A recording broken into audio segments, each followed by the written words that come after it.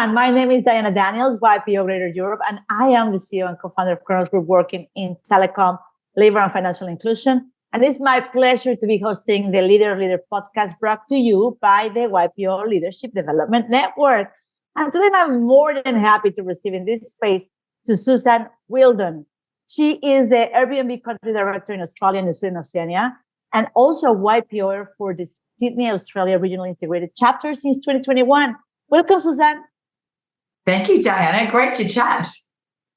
Awesome. Well, just for you guys to know a little bit more of Suzanne, she's been the Airbnb country director since October 2019. Then actually, Suzanne joined Airbnb from Google, where she spent several years leading a variety of teams, including the head of government and performance and also agencies. She's super passionate about the future of tech. She has more than 20 years in experience across the technology, e-commerce, legal, travel, and property sectors. Suzanne is a leader known for disrupting the norm and breaking down barriers. So I would love to start on that piece, Suzanne. What do you see? What advice do you have for all these leaders and members that are interested in paving their own way on breaking down those barriers and disrupting their own industries? I think there's two ways that they can go about it, Diana. Firstly is, for me, it's always been about the courage to say yes. So I think part of breaking down barriers is not putting expectations on yourself about this is what I can do, or this is what I can't do, or this is what I should do, or this is what is accepted for me to do. So for me, a lot of the career opportunities along the path has simply been that I've said yes to things that I think I'm not going to be good at or I'm going to fail at, but I'll have a go anyway and see where it lands. And more often than not, as with most people, you work out actually that you can do it. And it then has meant that I've taken opportunities that perhaps I wouldn't necessarily have gone for. So, for example, I never would have thought, not having a tech background, that I could have worked at Google. And when Google first approached me, I actually said no, because it was just such a foreign concept, having a background in aviation and law firms. And then when they called the second time, I remember thinking, I should have a conversation at least. And that has been one of the most interesting roles that I've been able to enjoy as well. And then I think the second part as leaders of leaders is that we actually need to be far more conscious about looking at our teams and seeing where there are people who perhaps need a little bit of extra confidence to be able to go and to develop into roles as well. So for me, it's about what you can do as an individual for your own career, but also how you can help others on that journey as well. I love this because totally, sometimes we just get into things that we know that we're great at, but all this other spectrum of areas that we probably haven't touched yet that we might excel about them. So yeah, I love this idea. We did recently an amazing series of workshops here at the Leadership Development Network, and we spoke about how to create employee buy-in. This is what's about like, how can you retain talent? How can we learn during several areas. We actually did like a 3-week series of conversations and workshops with YPOers and about what their employees, what will they do? Like, will they stay with you or not? Would they stay only for the money? We discovered actually that many of them, they actually are leaving companies not necessarily just for the money, and in the past, I remember, that you needed to have like a little football or a beer bar. And many of those perks in the office are not making it any longer. That piece on how to attract talent is practically over. Talent want to work from home, even better. They want to travel and work, they want to be these digital nomads. So please tell us, Suzanne, your work in this, in this area is very disruptive. Your work in this very disruptive company who already changed that ecosystem of how we not only go on vacation, but also where do we work? How do you see, the things that Airbnb did disrupting the traditional workforce, and how do you see that in the years to come? Do you expect to see this continuing increase in the digital nomads or a shift in the traditional workplace in accordance to, for instance, the Airbnb allocations and prices? I have some feedback in there, but I would love to know about what do you see? For sure. I actually think that psychological safety is the base of all of this. So if you have a team who feel safe, they will show up and work in whatever environment and give their best, regardless of the foosball table or the bar in the corner. And for me, what I really like about Airbnb's recent live and work anywhere policy is it does exactly that, but it's not only good for the team that you're working with, it's actually good for the business overall. And what that means is for my team, they can live and work anywhere in the world.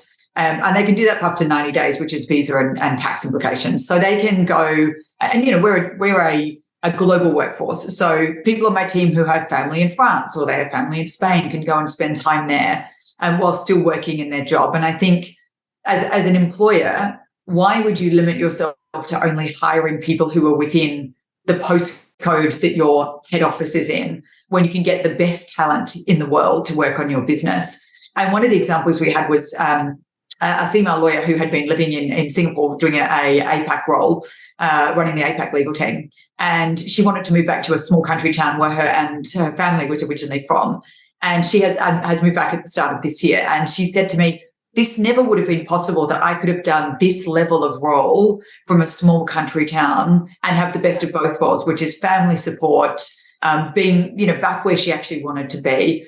So I think for me, that's where you get the best out of people is I trust you to do the work that you've been hired to do. And I will allow you to do that in any way that works best for you. And that means you're not locked into 9 to 5. You're not locked into having to show up to the office. And I think the other thing that Airbnb did that I think was really revolutionary was you could live anywhere in the country that you were employed permanently and take your salary with you. So it means you can go from San Fran to Texas and take your salary with you, which again is a game changer in terms of driving economic benefit much broader than just these kind of known tech hubs.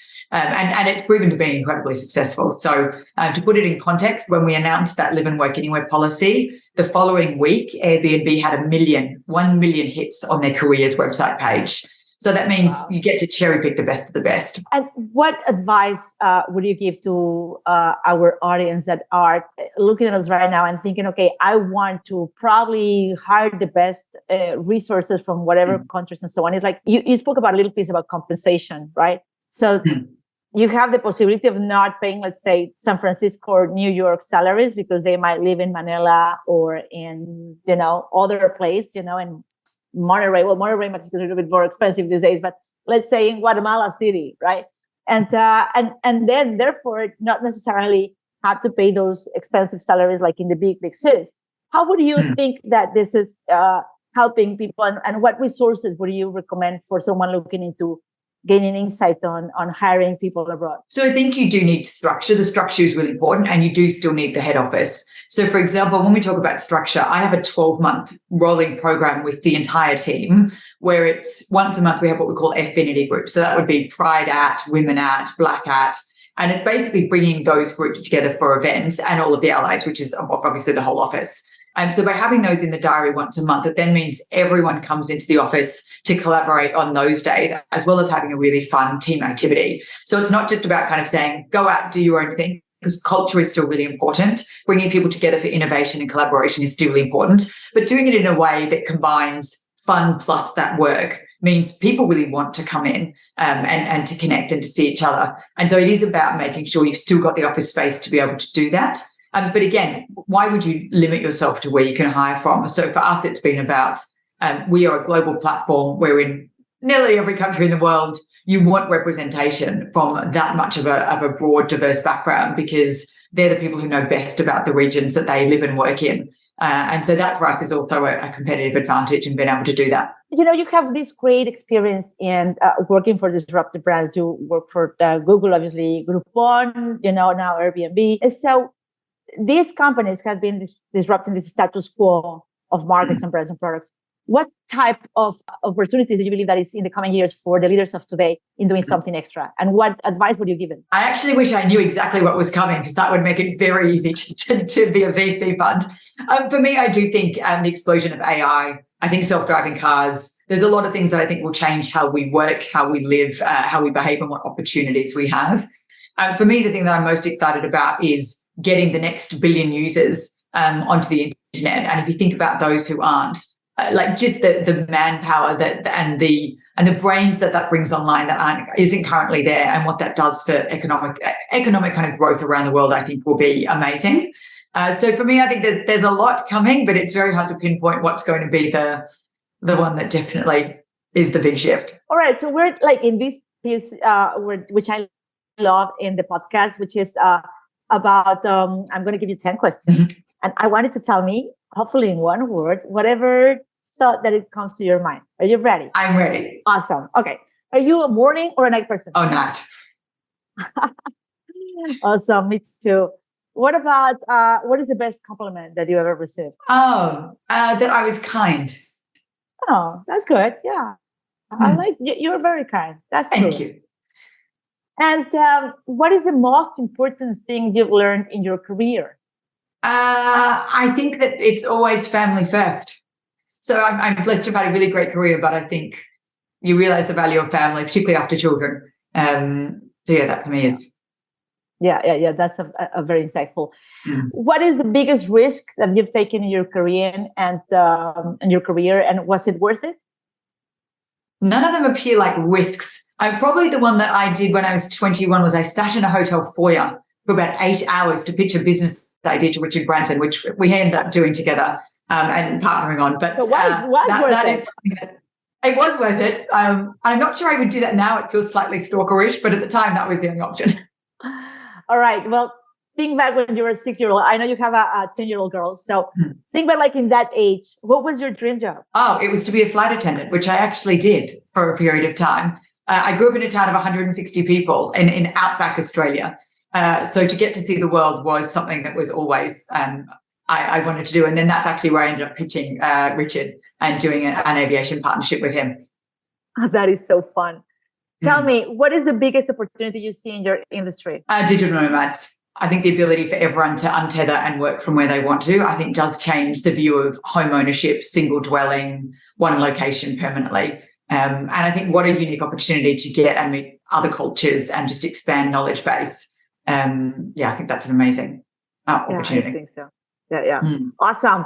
All right. So what is the one thing that makes you feel inspired? I read a lot of autobiographies. So just other people's journeys, I think always inspires me. I find it extraordinary. What is one thing that you avoid to avoid the burnout? A jog. I can listen to awful music that no one else wants to hear. I love that. Okay. Let's say that you can resume your whole life in one book. What will be the name of it in one word? Forward. Always going forward. Forward. I like that. All right. So let's go back when you were 18 and you were going to talk to yourself again. What would you tell her? What advice would you tell to your 18-year-old? Probably to be less concerned about what others think about your career choices or your path, and that it always works out. Well, I guess that you've done amazing career choices, Suzanne. You've helped many companies to reach the next level, and this is amazing. I'm so thankful. Thank you that you are able to come to our podcast and share with us your wisdom. You know, we got a perspective on how you look into the future of talent rotation. Thank you so much. Thank you for coming here. Thank you, Diana. Lovely to chat as always. Awesome. And thank you, our audience. Thank you for listening to us. You can listen to in Spotify and Applecast and the YPO source as well on YouTube. I want to invite you, all of you, to our next episode, Leaders of Leaders. My name is Diana Daniels, and I'll be happy to be with you once more in our next episode. Stay tuned.